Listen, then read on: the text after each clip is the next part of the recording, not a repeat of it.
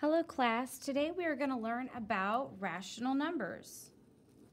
So our objective for the day is to learn to write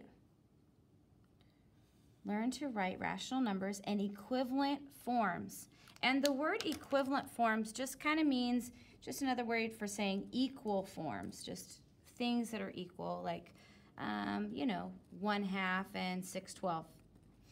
Okay, those are equivalent, those are equal.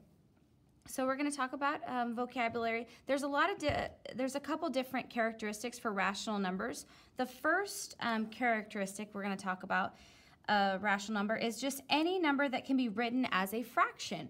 So any number that's a fraction where the numbers on top and the numbers on bottom are integers. Integers is a fun word. Integers are basically, if you think about a number line and we have 0 and we have all the positive numbers, 1, 2, 3, 4, so on, and all of the negative numbers, -1, -2, -3, -4, and so on. Those are integers. Now, if you had something like 1.5, that would not be an integer. It's only the whole numbers, the positive and negative whole numbers. So 0, 1, 2, 3, 4, -1, -2, -3, -4. Those are integers. Okay?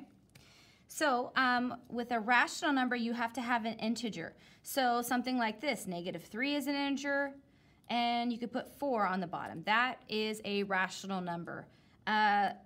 2 and -7 is a rational number. However, something like 2.5 over 3 would not be a rational number because 2.5 is not an integer, it's a decimal. So that's the first characteristic of a rational number. It can be written as a fraction.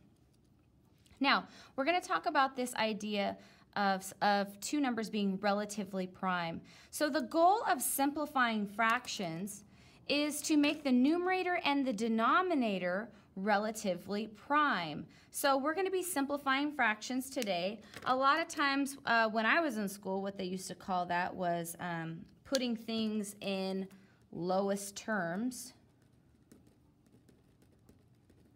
Okay, but and we're going to put the numerator and the denominator. So anytime you have a fraction, let's just say we have something like, let's say we have 7/8. The number on top, that is the numerator, and the number on the bottom is the denominator. Okay? So what we want is we want the number on top, the 7 and the 8, to be relatively prime. That means they have no common factors other than 1. Okay, so let's look at a few different examples. Let's look at 16 and 21. And let's just talk about the factors of 16. Well, the factors I know are 1, 1 and 16. 1 times 16, those are factors of 16. I know also that 2 goes into there, and 2 times 8. 3, remember when we talked about divisibility, 1 plus 6 is 7, and 7 is not divisible by 3, so we know that 3 doesn't go in there. 4, yes, 4 is a factor. 4 times 4, right? And notice that 4 times 4, it's 4 times 4, right? So at first it was 1 times 16 is 16, 2 times 8 is 16, and now we're to 4 times 4. Notice that 1 times 16, those numbers are kind of far apart. Like 1 small, 16 is big, right? And then we go 2 times 8, and the numbers get like a little closer together. 2 and 8 is definitely closer than 1 and 16.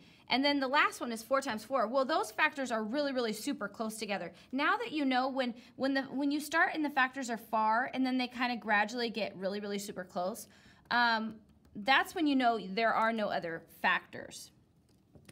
So those are the factors of 16. 1, 2, 4, 8, and 16.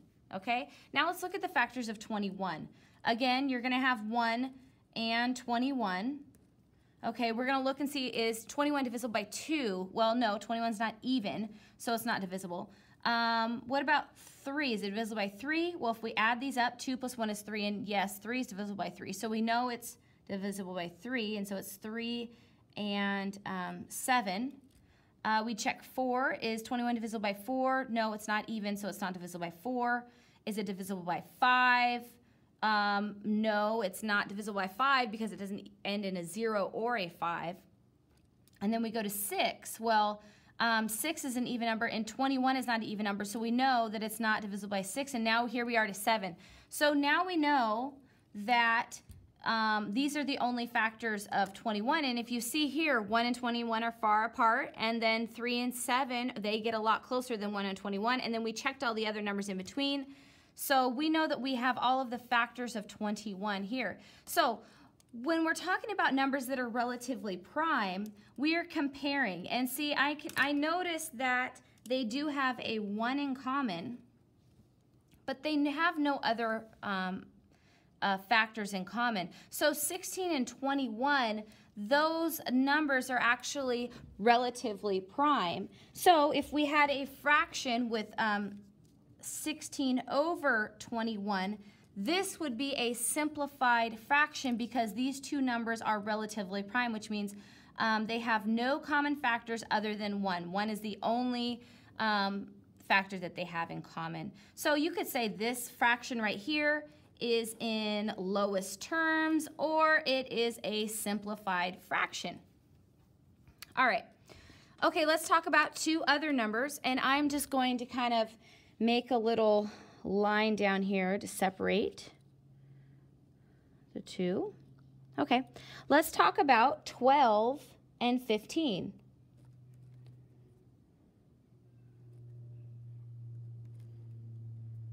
Okay, so let's talk about the factors of 12 and the factors of 15. So again, I know that 1 times 12,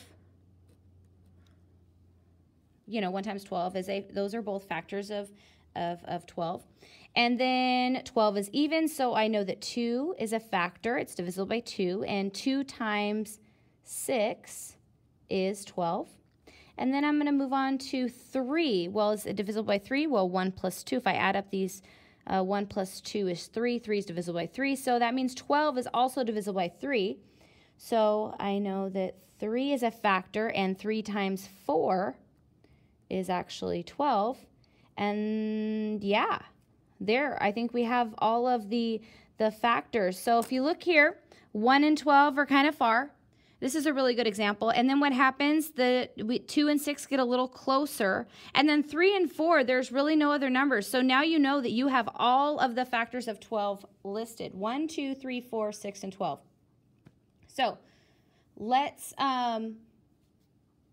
go to 15. So for 15, again, we're going to start with 1 and 15. 2 does not go into it. 15 is not even. 3, let's check that. 1 plus 5 is 6. 6 is divisible by 3. That means 15 is divisible by 3. And it's actually 3 times 5. And the only other number between these two would be 4, and we know that 4 doesn't go into 15 because 15 is an odd number, and for a number to be divisible by 4, it would have to be even. So, well, it has to at least be even, and it's not even. So here we go. We have all the factors of 15. 1 times 15, and 3 and 5. So if we look here, I do see that there is a 1 in common, but there also is, they have a 3 in common. So what this means is, since they have this, they both have a factor of 3 in common, these are not relatively prime.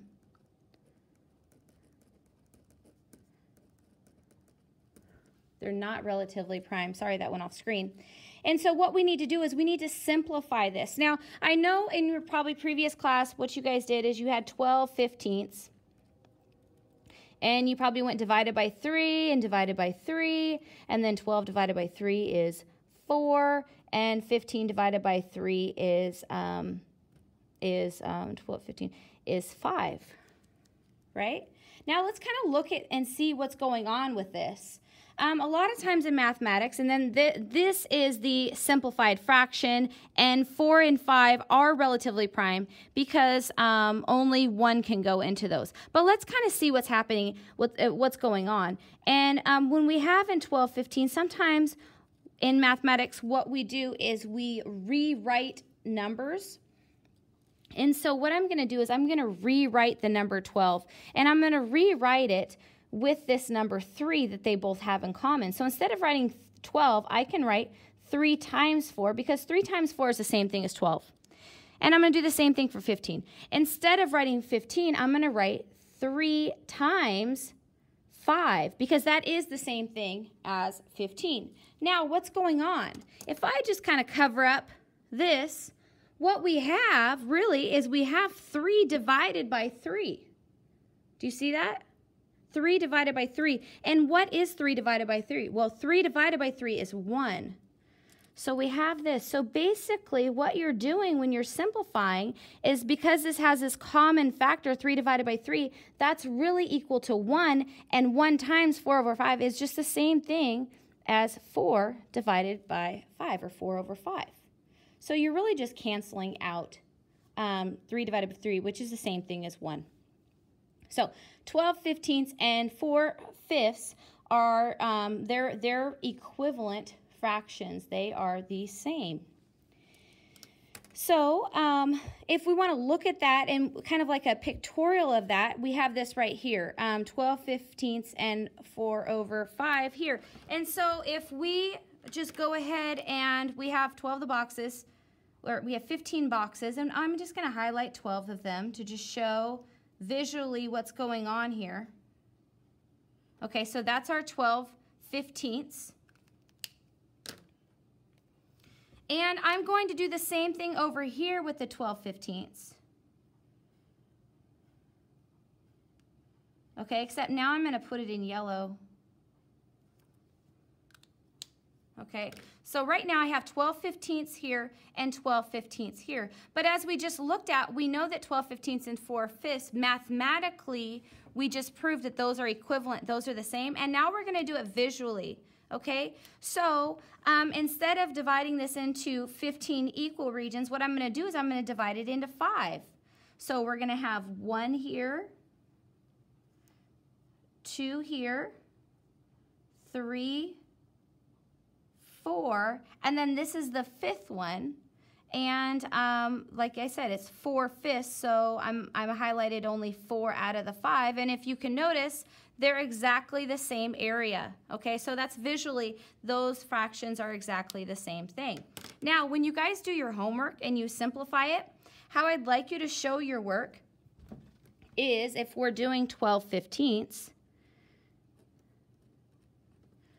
okay, and we know that 3 goes into both of those, what we're going to do is we're just going to cancel out the 3 in both numbers. So I'm going to cancel out the 3 and 12, and instead of writing divided by 3 like you used to, all we're just going to say is, okay, I know that 3 goes into both of these. Okay, how many times does 3 go into 12? It goes in 4 times. How many times does 3 go into 15? And it goes in 5 times. So our answer is 4 fifths. So in our class, this is how I would like you to show your work. When we start getting into more complicated algebraic, different types of problems, this old method of doing it, there's a lot of stuff going on and it just gets too muddled and confusing. So this is kind of just a more efficient way of doing it. So this is the way I'd like you to do it and think about it in class, okay? So now let's do a couple problems. The first problem that we are going to look at is example 1A, simplifying fractions. Now make sure that as you guys are taking notes that you guys are doing these problems in your note packets. This portion along with this portion, this is your ticket if you'd like to get into the 30-minute session, is just showing that all of this work is filled out. So whatever I'm writing down, you should be writing down as well, okay? And any questions as I'm talking, if you have a question, let's say here, you're like, I really don't understand how you wrote this. Well, then, you know, you can just make a little question and be like, hey, ask